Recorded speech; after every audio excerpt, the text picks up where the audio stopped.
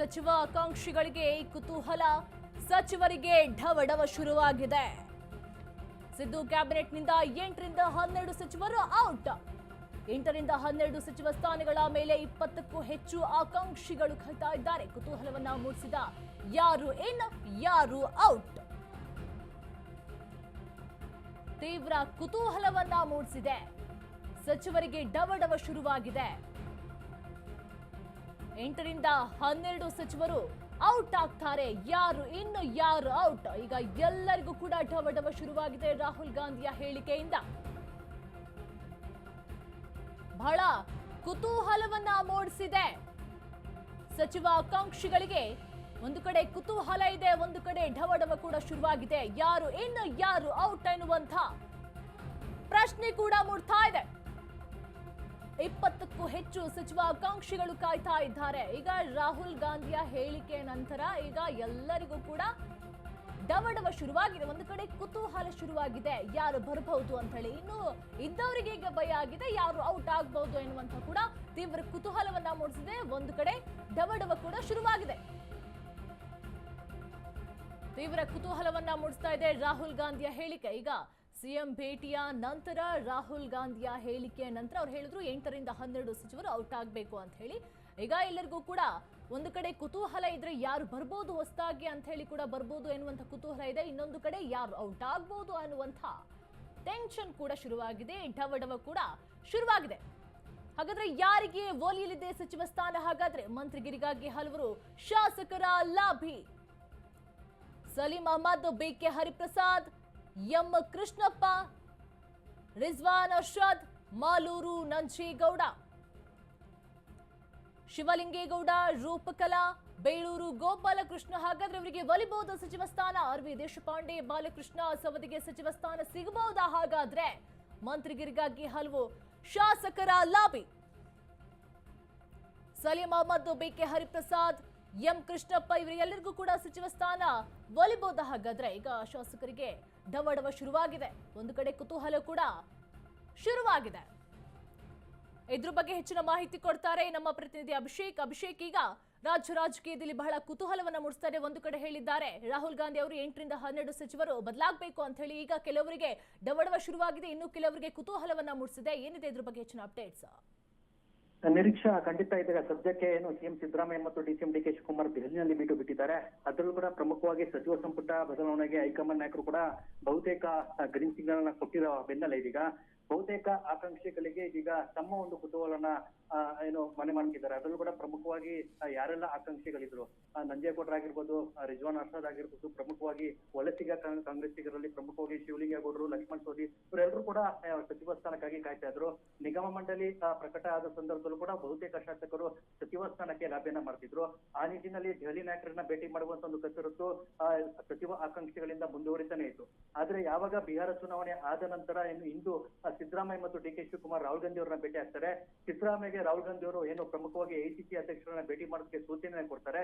ಎಲ್ಲೊಂದ್ ಕಡೆ ಏನು ಶಾಸಕರಲ್ಲಿ ಮತ್ತು ಆಕಾಂಕ್ಷಿಗಳಲ್ಲಿ ಅವರ ಒಂದು ಶಾಸಕತ್ವವನ್ನು ಪಡೆಯುವಂತ ನಿಟ್ಟಿನಲ್ಲಿ ತಮ್ಮದೇ ಅಂತ ಒಂದು ಕುತೂಹಲನ ಬೆಳೆಸ್ಕೊಂಡಿದ್ದಾರೆ. ಅದರಲ್ಲೂ ಕೂಡ ಪ್ರಮುಖವಾಗಿ ಈ ಒಂದು ಟೈಮ್ ನ ಬಿಟ್ರೆ ಮತ್ತೆ 2028ರವರೆಗೂ ಕಾಯ್ಬೇಕಾಗುತ್ತೆ. ಆ ಒಂದು ನಿಟ್ಟಿನಲ್ಲಿ ಬಹುತೇಕ ಶಾಸಕರು ಈ ಒಂದು ಟರ್ನ್ ಅಲ್ಲೇ ಸಚಿವ ಸ್ಥಾನ ಪಡೆದುಕೊಂಡು ತಮಗೆ ಬೇಕಾಗಿರುವಂತ ಒಂದು ಸ್ಥಾನವನ್ನ ಪಡೆಯುವಂತ ನಿಟ್ಟಿನಲ್ಲಿ ಈಗಾಗಲೇ ಹಲವು ಶಾಸಕರು ಲಾಬಿ ಮಾಡಿದ್ದಾರೆ.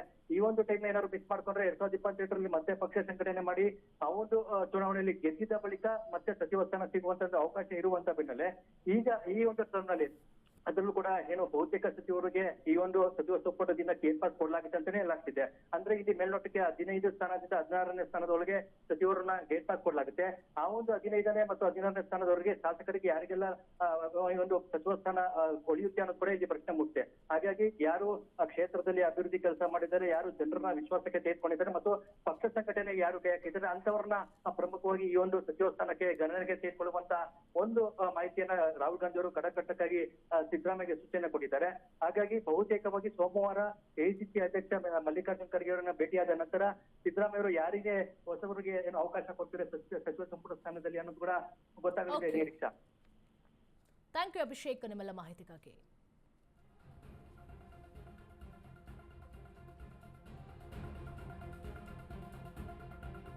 ಸೋಮವಾರ ಪ್ರಧಾನಿ ಮೋದಿ ಅವರನ್ನ ಭೇಟಿಯಾಗ್ತಾನೆ.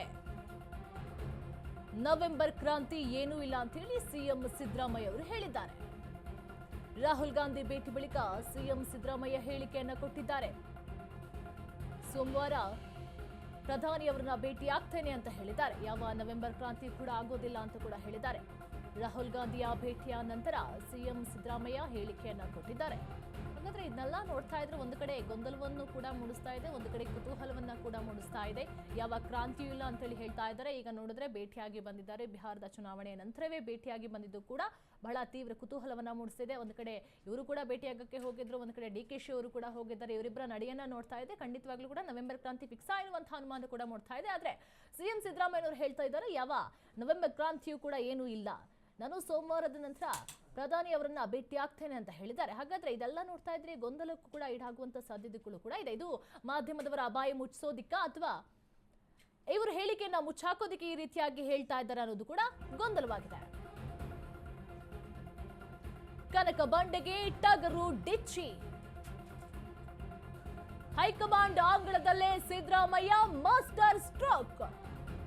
ಸಿದ್ದರಾಮಯ್ಯ ಸಿಎಂ ಕುರ್ಚಿ ಮತ್ತಷ್ಟು ಗಟ್ಟಿಯಾಗುತ್ತಾ? ಸಂಪುಟ ಪುನಾರಚನೆಯಾದ್ರೆ ಸಿದ್ದರಾಮಯ್ಯ ಕುರ್ಚಿ ಗಟ್ಟಿ. ಕನಕ ಬಂಡೆಗೆ ಟಗರು ಡಿಚ್ಚಿ. ಹೈಕಮಾಂಡ್ ಅಂಗಳದಲ್ಲಿ ಸಿದ್ದರಾಮಯ್ಯ ಮಾಸ್ಟರ್ ಸ್ಟ್ರೋಕ್. ಸಂಪುಟ ಪುನಾರಚನೆಯಾದ್ರೆ ಸಿಎಂ ಸಿದ್ದರಾಮಯ್ಯರ ಕುರ್ಚಿ ಗಟ್ಟಿಯಾಗತ್ತಾ? ಇದೆಲ್ಲ ನೋಡ್ತಾ ಇದ್ರೆ ರಾಜ್ಯ ರಾಜಕೀಯದಲ್ಲಿ ಬದಲಾವಣೆಗಳು ಖಂಡಿತ ಎನ್ನುವಂತಹ ನಿರೀಕ್ಷೆಗಳನ್ನ ಕೂಡ ಹುಟ್ಟಾಗ್ತಾ ಇದೆ. ಒಂದು ಕಡೆ ಕುತೂಹಲವನ್ನು ಕೂಡ ಹುಟ್ಟಾಗ್ತಿದೆ ಸಿದ್ದರಾಮಯ್ಯ ಅವರ ಹೇಳಿಕೆ ಮತ್ತು ರಾಹುಲ್ ಗಾಂಧಿ ಅವರ ಹೇಳಿಕೆ. ಹಾಗಾದ್ರೆ ಸಂಪುಟ ಪುನರ್ರಚನೆ ಆದ್ರೆ ಅಂತೂ ಸಿಎಂ ಸಿದ್ದರಾಮಯ್ಯ ಅವರ ಹೇಳಿಕೆಗಳು ನಿಜವಾಗುವಂತ ಸಾಧ್ಯತೆಗಳು ಕೂಡ ಇರುತ್ತೆ. ಸಚಿವ ಸಂಪುಟ ಆದ್ಮೇಲೆ ಅವರ ಸಿಎಂ ಸ್ಥಾನದ ಕುರ್ಚಿ ಗಟ್ಟಿ ಕೂಡ ಆಗಬಹುದು. ರಾಹುಲ್ ಗಾಂಧಿ ಭೇಟಿ ಬಳಿಕ ಸಿಎಂ ಸಿದ್ದರಾಮಯ್ಯ ಹೇಳಿಕೆಯನ್ನು ಕೊಟ್ಟಿದ್ದಾರೆ. ಯಾವ ಕ್ರಾಂತಿ ಕೂಡ ನಡೆಯೋದಿಲ್ಲ, ಮೋದಿಯನ್ನ ಭೇಟಿಯಾಗಿ ಮಾತನಾಡ್ತೇನೆ ಅಂತ ಕೂಡ ಹೇಳಿದ್ದಾರೆ.